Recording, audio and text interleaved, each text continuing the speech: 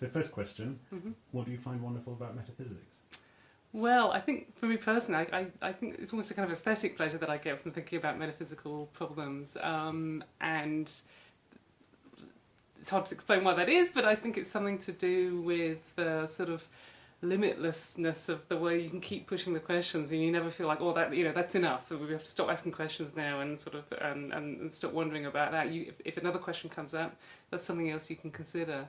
I came to philosophy and to metaphysics from physics, and I mean, physics is a wonderful thing in its own right. But for me, part of what the sort of questions I was trying to ask in a physics context were really the questions that some of the questions I ended up asking in a metaphysical context, and I think it's that sense of just being able to keep going and ask something else.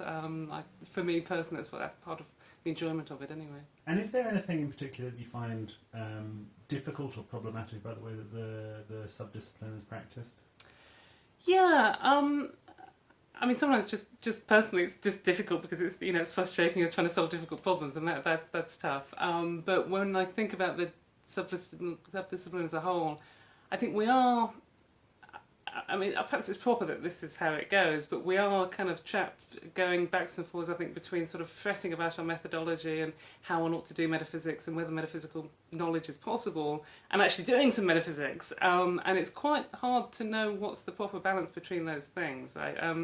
It would be a mistake if all we ever talked about was kind of metaphysics or methodology from metaphysics.